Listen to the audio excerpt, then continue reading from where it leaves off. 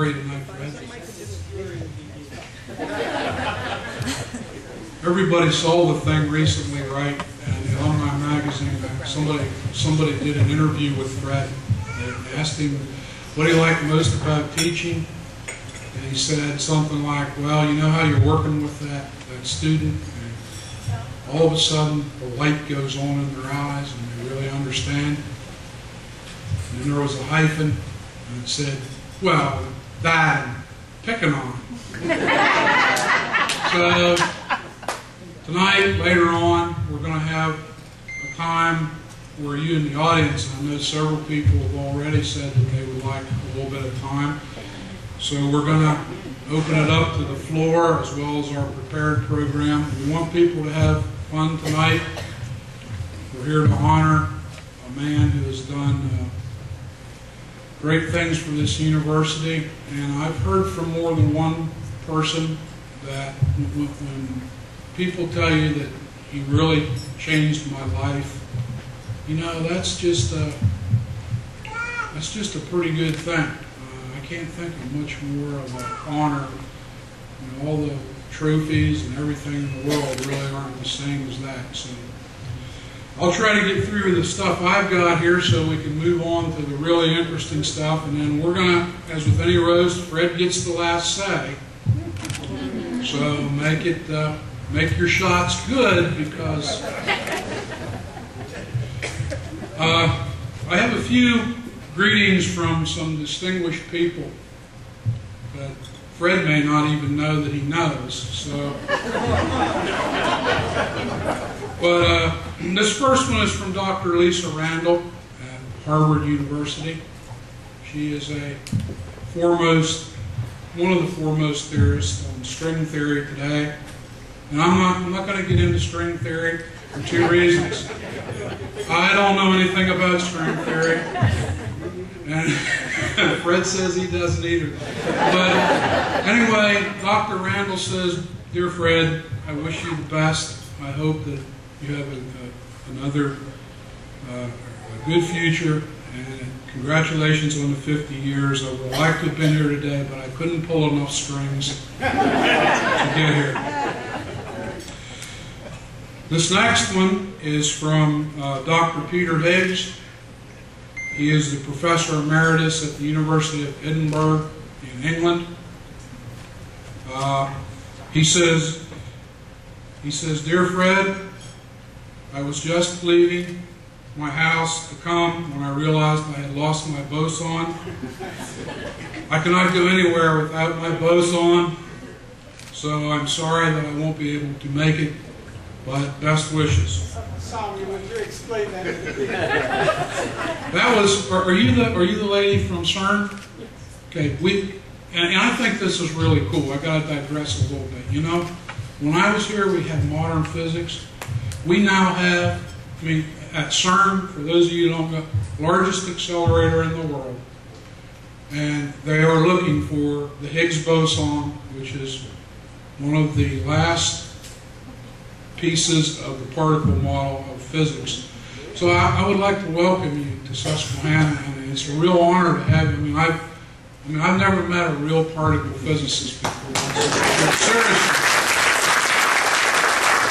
particle theorists, they're the cream of the crop. This lady can do mathematics, I'm sure. So glad to have you. This next one is from Dr. Stephen Hawking. He basically said, "Dear Fred, as you know, I just stepped down as an occasioning chair here at Cambridge. I was really hoping to come to Susquehanna, but I can't since you have not retired yet. I would have really liked to come, but just as I had finally calculated the exact size of the wormhole that I needed to get to Lewisburg, it closed, and it was too late. I lost track of time." Now a place that I've got to tell a story. We went to New York City. Steve, Harold, and I went to New York City to the American Physical Society meeting, and we go in and this room is crowded, everybody's in there, and we stood in the back because we didn't want to interrupt everybody and go to seats, and there's this guy on the stage, and he went, and I thought, oh, that's neat, they're letting the underprivileged guy get up on the stage, and it's hockey. He was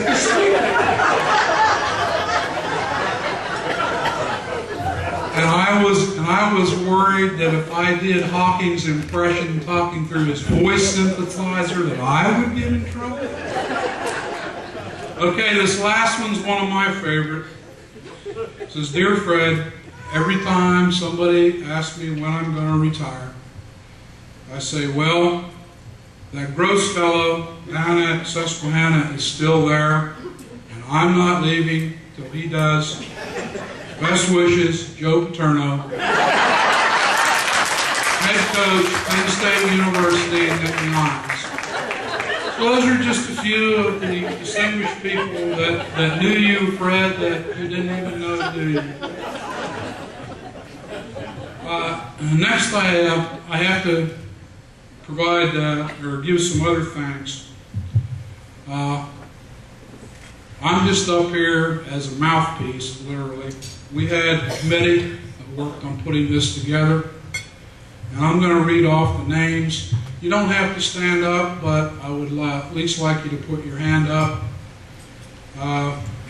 First one is, and bear with me on the names, we had Frank Zawicki, class of '68. Frank, thank you. We had our very own Richard Kozlowski. We had Bruce, and this one I'm going to have trouble with, class of '79, Torok. Bruce, here? He's not here. Okay. We had Marie Burns from the class of '92. Okay. And we had Phil Hopko. It's right over here. Interestingly enough, Phil and I'd never met Phil till tonight, and we were talking before this all started, and we were talking about, you know, the audience participation part that we want to have a little bit later. And Phil said, yeah, that ought to be good, a bunch of physicists trying to get up and talk. And it occurred to me, you know, that a bunch of physicists trying to have a party, that might be the ultimate oxymoron. But we're going to give it a shot. So. Also, we had Rod Reese, who did the cartoon, revitalized the cartoon. So I thank all those people for your help.